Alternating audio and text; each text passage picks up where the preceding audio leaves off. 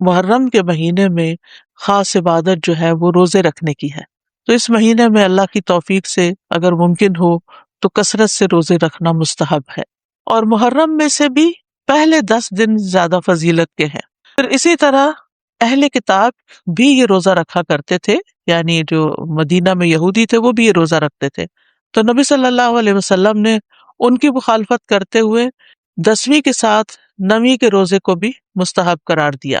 صحیح مسلم میں ہے، عبداللہ بن عباس کہتے ہیں کہ جب رسول اللہ صلی اللہ علیہ وسلم نے یوم عاشورہ کا روزہ رکھا اور اس دن روزہ رکھنے کا حکم دیا تو صحابہ نے عرض کی، اللہ کے رسول، یہی دن ہے جس کی یہود و نصارہ تعظیم کرتے ہیں، یعنی ان کے نزدیک بھی یہ دن بڑا امپورٹنٹ ہے. اس پر رسول اللہ صلی اللہ علیہ وسلم نے فرمایا، جب آئندہ سال ہوگا تو اگر اللہ نے چاہا ہم 9ویں دن کا بھی روزہ رکھیں گے. اس کے بعد آئندہ سال نہیں آیا کہ رسول اللہ صلی اللہ علیہ وسلم وفات پا گئے. دوسری روایت میں یہ الفاظ ہیں، عبداللہ بن عباس کہتے ہیں کہ رسول اللہ صلی اللہ علیہ وسلم نے فرمایا، اگر میں آئندہ سال تک زندہ رہا تو لازماً 9ویں کا روزہ رکھوں گا. ابو بکر کی روایت میں ہے، ابن عباس نے کہا آپ کی مراد عاشورہ کے دن سے تھی، یعنی 10ویں کی بجائے 9ویں کا رکھوں گا، یہ بھی مراد لی گئی.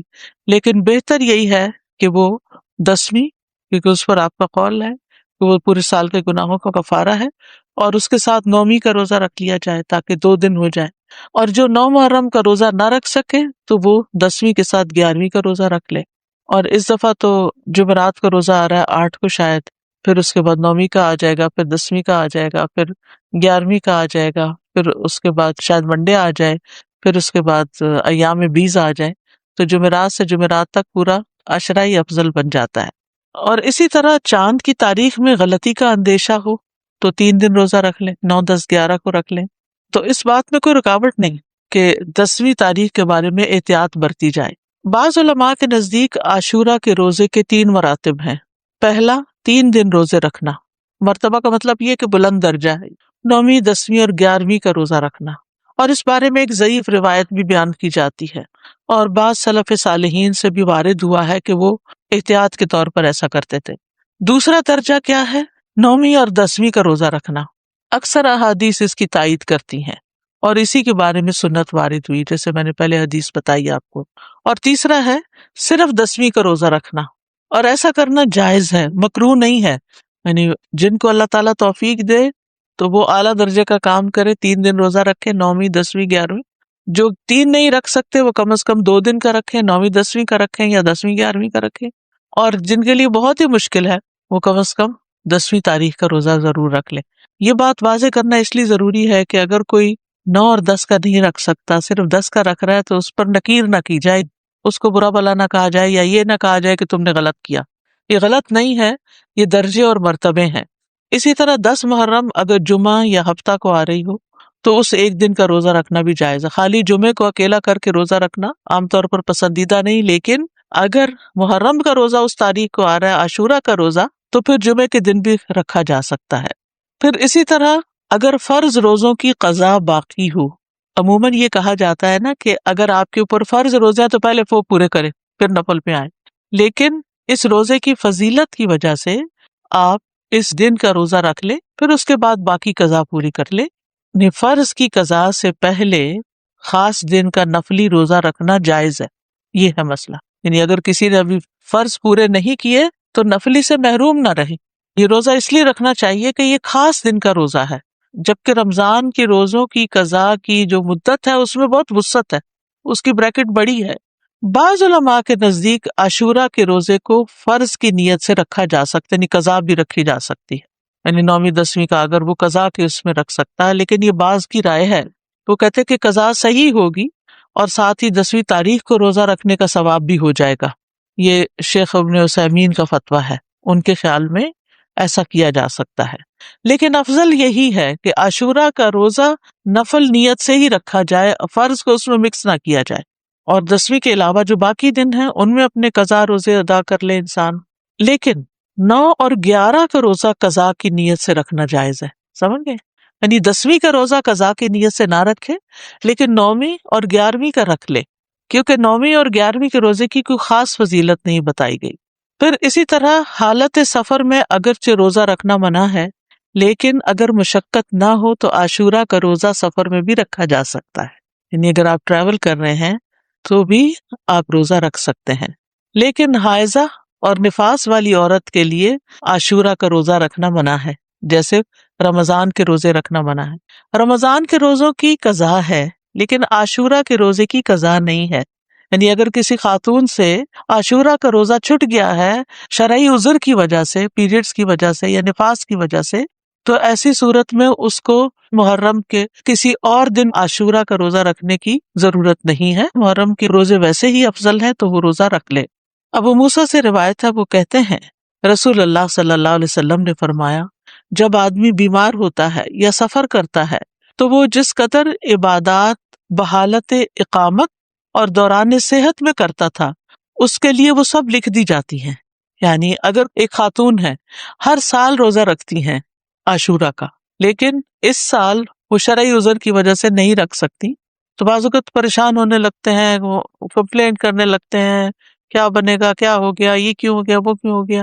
نہیں، یہ تو اللہ کی طرف سے ہے عذر، کوئی بھی خاتون خود اپنے ایام تو نہیں شروع کر سکتی ہے، تو ایک فطری طریقہ ہے، اور اس کو اپنے وقت پر ہی جب اللہ کا حکم ہوتا ہے شروع ہونا ہوتا ہے، تو ایسی صورت میں اس کو یہ تسلی رکھنی چاہیے کہ میں نے صحت کی حالت میں جو روزے رکھے ہیں، انشاءاللہ اگر اس دفعہ میں عذر کی وجہ سے نہیں رکھ سکتی تو اللہ تعالیٰ مجھے اس کا بھی اجر دے دے گا۔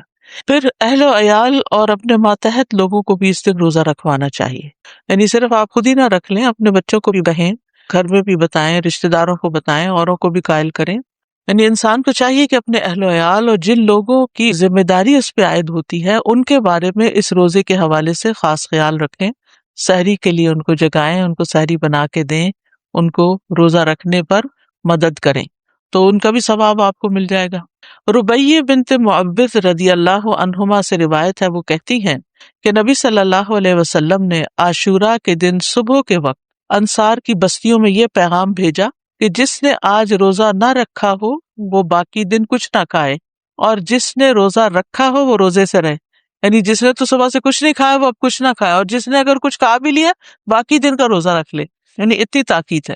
ربیہ کہتی ہیں کہ اس حکم کے بعد ہم عاشورہ کا روزہ رکھتی تھیں اور اپنے بچوں کو بھی رکھواتی، نیز انہیں بہلانے کے لیے ہم روئی کے کھلونے بنا دیتی، جب ان میں سے کوئی کھانے کے لیے روتا تو ہم اسے وہ کھلونا دے دیتی، یہاں تک کہ افطار کا وقت آ جاتا، یعنی بہلا پسلا کے بچوں کو بھی روزہ رکھوا دیتی۔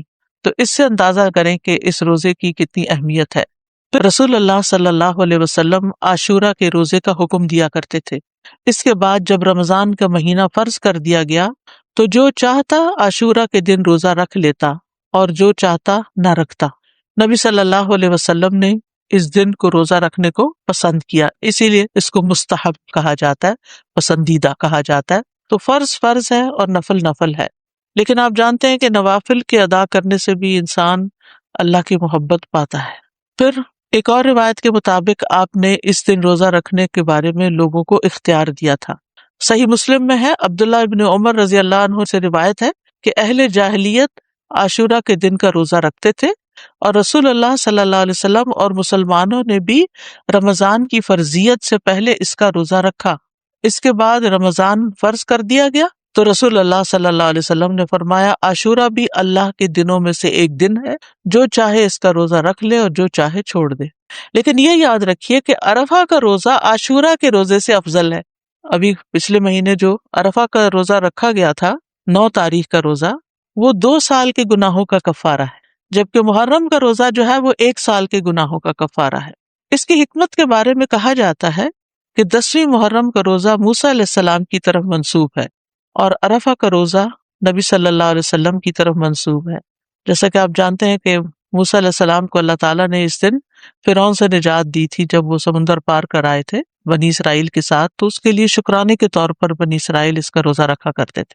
اور یہ ہماری شریعت کے خصائص میں سے ہے کہ نبی صلی اللہ علیہ وسلم کی طرف جو چیز منسوب ہو، آپ کی برکت کی وجہ سے اس کا اجر زیادہ کر دیا جاتا ہے۔ ویسے بھی اس امت کے اجر باقی امتوں کے مقابلے میں زیادہ ہے۔ اسی طرح کچھ اور وجوہات بھی بتائی گئی ہیں، اور یہ کہا جاتا ہے کہ عرفہ کا دن جو ہے وہ حرمت کے مہینوں میں سے درمیانی مہینے میں، اس سے پہلے بھی حرمت والا مہینہ، اس کے بعد بھی، یہ ایک رائے ہے ایک قول یہ ہے کہ 10ویں محرم کو اللہ نے موسیٰ علیہ السلام پر اپنی نعمت کو مکمل کیا، انہیں ان کے دشمن سے نجات دی، اور عرفہ کے دن اللہ نے اپنے رسول محمد صلی اللہ علیہ وسلم پر رسالت مکمل کر کے ان پہ انعام فرمایا۔ الیوم اکملت لکم دینکم واتممت علیکم نعمتی ورضیت لکم الاسلام دینا۔ اور دین میں حاصل ہونے والی مکمل نعمت جسم میں حاصل ہونے والی مکمل نعمت سے زیادہ افضل ہے۔ یعنی بنی اسرائیل کو نعمت ملی تھی جسمانی آزادی کی، جو فرعون نے ان کو غلام بنا رکھا تھا، اور محمد صلی اللہ علیہ وسلم کی امت کو کامل دین ملا اس دن۔ تو دین جو ہے وہ جسم سے افضل ہے۔ دینی نعمتیں، روحانی نعمتیں جسمانی نعمتوں سے افضل ہوتی ہیں، لیکن ہم عام طور پر جسمانی نعمتوں کے حصول کے لیے زیادہ کوشش بھی کرتے ہیں اور زیادہ ایکسپرٹیز حاصل کرتے ہیں۔ پھر اسی طرح اس مہینے کے روزے ہوں یا عرفہ کا روزہ ہو یا رمضان کا روزہ ہو، روزوں کے اپنے جسمانی اور نفسیاتی فوائد ہیں، اور بعض اوقات انسان کی عقل سے باہر ہے۔ کوشش ہمیں یہی کرنی چاہیے کہ کوئی مہینہ ایسا نہ گزرے کہ جس میں ہم کم از کم ایک روزہ نہ رکھیں یا 3 دن کے روزے نہ رکھیں، کیونکہ ہر مہینے میں 3 دن کے روزے جو ہیں وہ سینے کا وحر دور کرتے ہیں۔ عمرو بن شرحبیل سے سنن نسائی کی روایت ہے، نبی صلی اللہ علیہ وسلم سے کہا گیا کہ ایک آدمی ہمیشہ روزے رکھتا ہے، آپ نے فرمایا کاش وہ کبھی کھانا نہ کھاتا اور مر جاتا۔ یعنی پسند نہیں کیا نا آپ نے اس بات۔ لوگوں نے عرض کیا 2/3 دنوں کے روزے کیسے ہیں؟ 2/3 یعنی ایک مہینے کا 2/3۔ آپ نے فرمایا یہ بھی بہت زیادہ ہے۔ انہوں نے کہا نصف دنوں کے، آپ نے فرمایا یہ بھی زیادہ ہے۔ 2/3 نے 20 دن روزے، اور 1/3 ہیں 10 دن کے روزے۔ پھر فرمایا میں تمہیں وہ روزے نہ بتاؤں جو سینے کا کینہ، دل کے مفاسد دور کرنے کے لیے کافی ہیں؟ ہر ماہ میں 3 دن کے روزے، تو ہر ماہ میں 3 دن کے روزے ایام 20 کے روزے ہو سکتے ہیں، یا آپ سوموار جمعرات میں سے کوئی ہر ہفتے ایک ایک ایک کر کے، ویسے تو 4 ہفتے بنتے ہیں لیکن 3 ہفتے لے لیجئے اور ایک ایک روزہ ان دنوں میں سے کسی دن رکھ لیجئے۔ ہر مہینے کے 3 روزوں کا جو اجر ہے وہ بہت زیادہ ہے، زمانے بھر کے روزوں کا اجر لکھا جاتا ہے۔ یعنی ایک روزہ 10 کے برابر ہے، 10 دن، یعنی مہینے میں 3 عشرے ہوتے ہیں نا، تو آپ نے 3 روزے رکھے تو وہ 3 عشروں کے برابر ہو گئے۔ تو سارا سال آپ ایسا کر رہے ہیں تو گویا آپ پوری زندگی روزے سے ہی ہیں۔